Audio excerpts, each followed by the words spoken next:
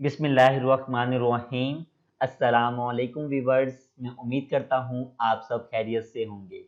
अल्लाह ताला आप तमाम स्टूडेंट्स को अपने हिफ्ज़ व अमान में रखे और मेरी दुआ है कि आप इम्तिहानात में अच्छे नंबरों से कामयाबी हासिल करके अपने वालिदैन, अपने उस्ताज़ा और अपने इदारे का नाम रोशन करें। मैं आपका इंस्ट्रक्टर शहबाज अली और मैं आपको वेलकम करता हूँ आपके अपने चैनल डिजिटल एजुकेशन पर।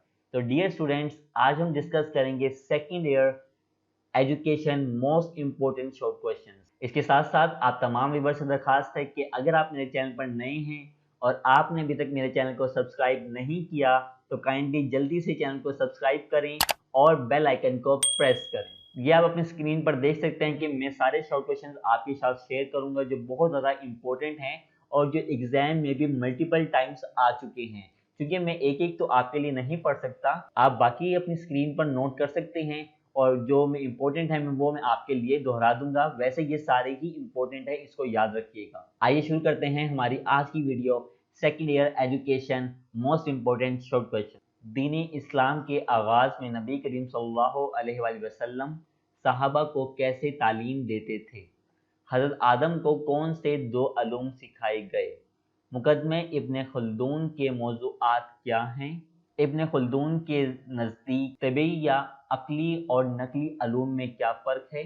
बरसगीर में मुसलमानों के दौरे हुकूमत में तालीमी जायज़े का क्या निज़ाम था? इमाम गज़ाली के नज़दीक फ़र्ज़ कफ़ायत से क्या मुराद है? खुलफ़ाए राशिदीन के दौर में तालीम की सूरत हाल कैसी रही? इमाम गज़ाली के नज़दीक कौन सी तालीम अच्छी तालीम कहलाती है? इमाम गज़ाली के नज़दीक तालीम का पहला और अव्वलीन मकसद क्या है? इब्न खल्दून के फ़न सिखाने के बारे में क्या राय है? हल्का किस किस्म की तालीमी दरसगाहें होती हैं? इमाम गज़ाली के तालीमी तसव्वुर मुख्तसरन बयान करें। बरसगीर में मुसलमान हुक्मरानों की तालीमी खिदमात बयान करें। खुलफ़ाए हारून रशीद के दौर में तालीम कैसे आम हुई? इमाम गज़ाली के नज़दीक मुतअल्लम के कौन कौन से आदाब हैं? 3 का जिक्र करें। तालीम अल्लाह ताला के मार्फत का हसूल है। इस सिलसिले में इब्न खल्दून की क्या राय है?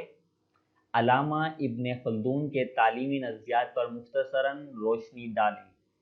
तालीम इंसान की तबई ज़रूरत है, मुख्तसरन बयान करें। इमाम गज़ाली के नज़दीक बच्चों के लिए सबक आसान बनाना क्यों ज़रूरी है? रस्म बिस्मिल्लाह से क्या मुराद है?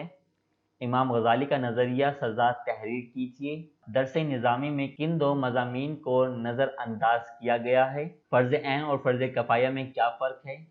इब्न सीना की तसानीफ़ का नाम तहरीर कीजिए। 2 तदरीसी तरीक़ों के नाम तहरीर कीजिए। ईस्ट इंडिया कंपनी की हुकूमत कैसे कायम हुई? ईस्ट इंडिया कंपनी की तालीमी सरगर्मियों पर मुसलमानों और हिंदुओं का रद्द अमल क्या था? 1813 के चार्टर एक्ट का पस मंज़र क्या था? लॉर्ड मेगाले ने 1813 के एक्ट की रूह से क्या सिफारिश पेश की?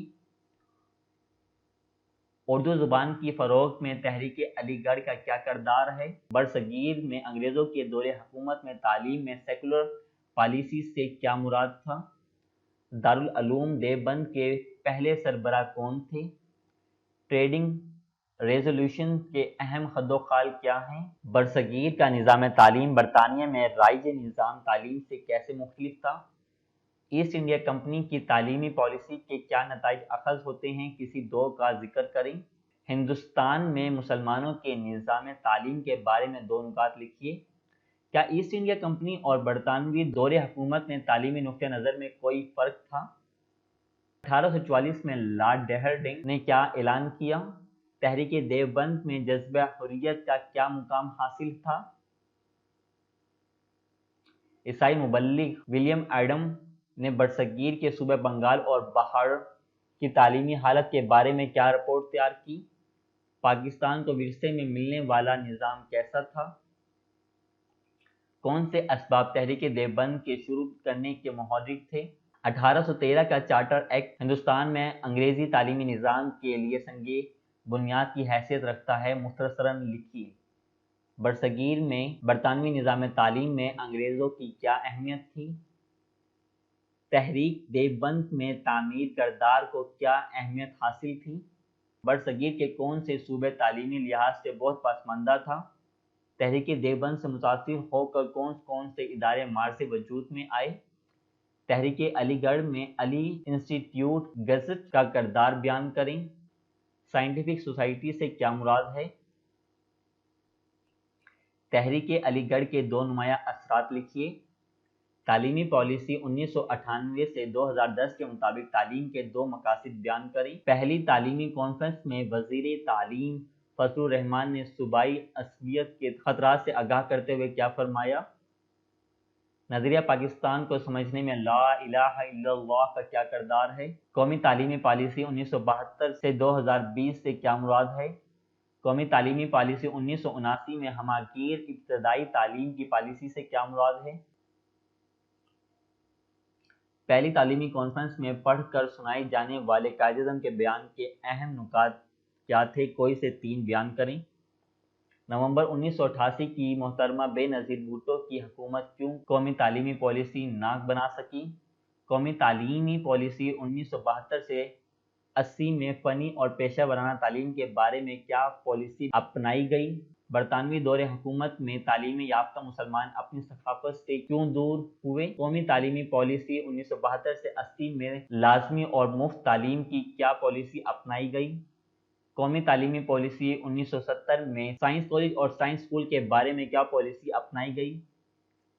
پہلی تعلیمی کانفرنس میں تعلیم کو لازمی قرار دینے کے بارے میں کیا فیصلہ کیا گیا؟ قومی تعلیمی پالیسی 1979 میں خصوصی بچوں کی تعلیم کے بارے میں کیا پالیسی اپنائی گئی؟ 1959 کے تعلیمی کمیشن میں ڈگری پروگرام کے لیے کیا سفارش کی گئی؟ نظریہ پاکستان کا تعلیمی مفہوم بیان کریں۔ یونیسکو کے مطابق شرع خواتین سے کیا مراد ہے؟